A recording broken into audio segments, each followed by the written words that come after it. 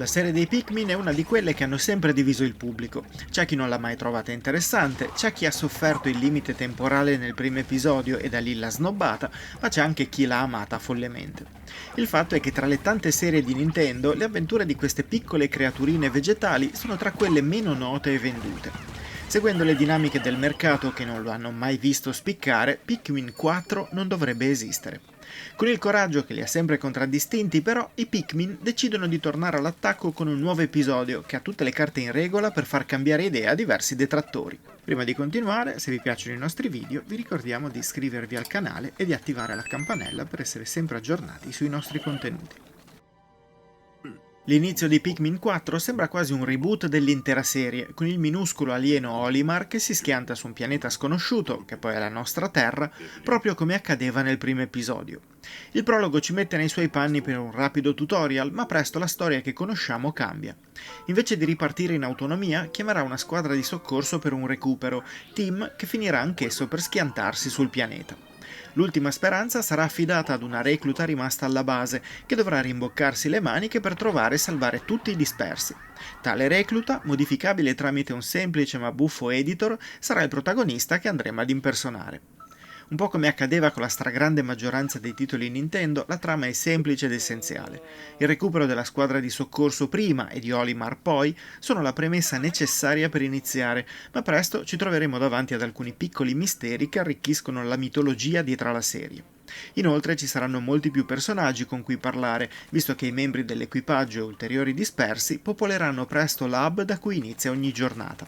Alcuni ci forniranno missioni secondarie cumulative del tipo fai crescere 300 Pikmin o completa al 100% un'area, ma altri avranno ruoli più diretti per la crescita del nostro personaggio e del nuovo arrivato Otchin. Se siete nuovi e non sapete cos'è Pikmin, vi meritate una breve spiegazione. In Pikmin si muove un personaggio minuscolo a capo di un piccolo esercito di buffi aiutanti vegetali. Fino a Pikmin 3 la serie ha ospitato elementi gestionali e strategici su cui costruiva un'avventura. C'erano oggetti da recuperare per i più disparati motivi e per farlo bisognava usare in modo attento i Pikmin, creature che vengono estratte dalla terra come carote e che, in base al loro colore, hanno caratteristiche e punti di forza differenti. In Pikmin 4 moltissimi elementi restano uguali, ma cambia la chiave di lettura. Dietro alla raccolta di tesori da convertire in energia per esplorare luoghi sempre più lontani, c'è forte la presenza dell'elemento avventuroso. Se prima la strategia era prevalente, stavolta avventura ed esplorazione si respirano in modo molto più chiaro ed evidente. Molti saranno poi felici di sapere che i limiti temporali visti in alcuni capitoli precedenti sono stati completamente eliminati. Senza l'ombra di una scadenza che incombe, ci si sente finalmente liberi di esplorare con calma gli scenari, fosse solo per godere del level design ispirato e di alcuni scorci davvero eccellenti. Avere la libertà di ripulire ogni area è un piacere, anche grazie al fiuto di Otchin, cucciolo simil canino che può aiutarci nell'impresa.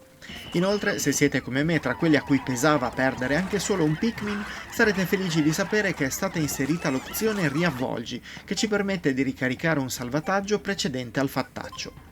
Grazie al sistema di salvataggio automatico, questa opzione vi riporterà solitamente indietro di un minuto, così che la perdita di tempo sia minima ma sufficiente a farvi analizzare diversamente la situazione. Se vi state chiedendo se il gioco è più facile, posso dirvi che sì, per certi versi lo è, ma, cosa più importante, è anche più accessibile. Ne è un esempio la semplificazione relativa al lancio dei Pikmin, con lock-on automatici ma non invasivi sui possibili bersagli. Riguardo all'accessibilità, una delle novità più evidenti di Pikmin 4 è l'arrivo del simpatico cagnolone che ci accompagnerà ovunque. Invece di muovere più personaggi con le stesse abilità, come è successo nei capitoli 2 e 3, qui si è scelto di differenziarne due.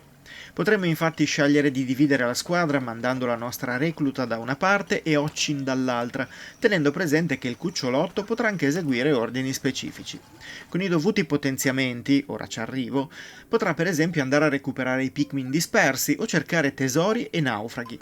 Per la maggior parte del tempo però Otchin sarà la vostra cavalcatura, un mezzo di trasporto veloce e affidabile che cambia molte dinamiche, fosse solo perché ospiterà a bordo anche i Pikmin che avrete in squadra, rendendo più facili slalom tra nemici e passaggi in zone pericolose.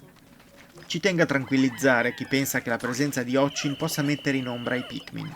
Potrebbe sembrare così nelle primissime fasi dell'avventura, in cui si scoprono le sue abilità, ma l'importanza e la centralità delle piantine che danno il titolo alla serie diventa presto enorme e indiscussa. L'ampliamento della base e i potenziamenti ottenibili da alcuni personaggi salvati arricchiscono il senso di avventura di cui parlavo.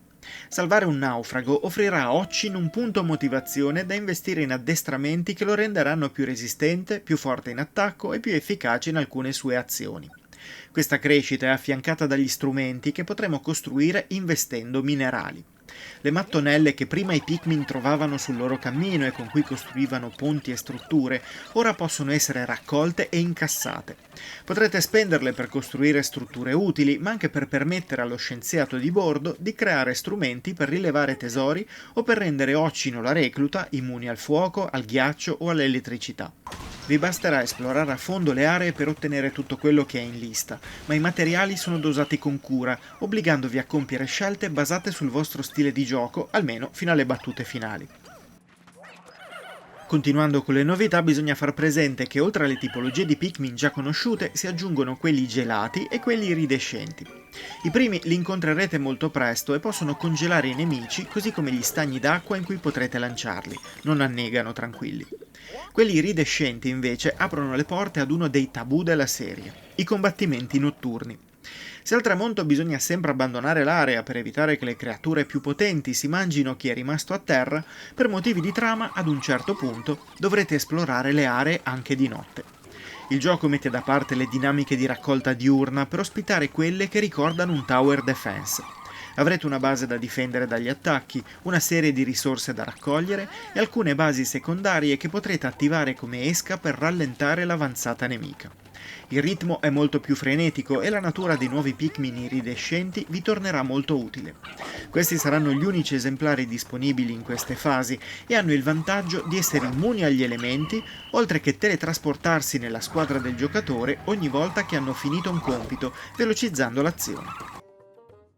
Questa variante non è la sola, visto che non vi ho ancora parlato del Dandori. Dietro a questa parola, che significa organizzare i compiti in modo strategico e lavorare efficacemente per eseguirli, troviamo le sfide Dandori e le battaglie Dandori. Create da misteriosi personaggi, le sfide ci portano in arene apposite in cui dovremo cercare di ottimizzare i nostri compiti per raccogliere tutti i tesori entro un tempo limite. Le battaglie invece ci metteranno direttamente in competizione con un avversario guidato dalla CPU, che cercherà di fare punti portando alla propria base gli oggetti sparsi nell'area. Essere più veloce e bloccare la sua raccolta saranno la chiave per il successo. Queste prove sono un ulteriore ampliamento dei già enormi contenuti di Pikmin 4, offrendo anche una modalità multigiocatore competitiva per 2 giocatori. Purtroppo questa è l'unica vera possibilità offerta a chi vuole giocare con un amico, visto che la cooperativa durante la storia principale qui si limita al semplice lancio di materiali per rallentare i nemici. Avere una modalità cooperativa completa come in Pikmin 3 sarebbe stato il massimo, ma visto l'uso intensivo di Occin forse avrebbe creato problemi.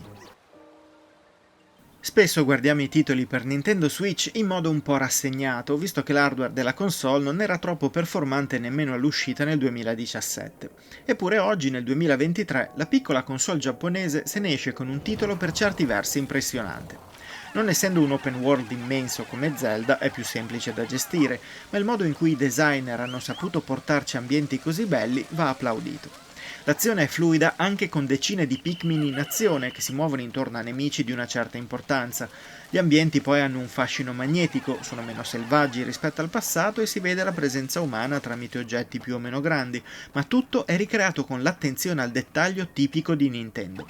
Anche la parte audio accompagna la grande l'esperienza, con musiche adatte ad ogni contesto e con suoni naturali, ricchi e credibili.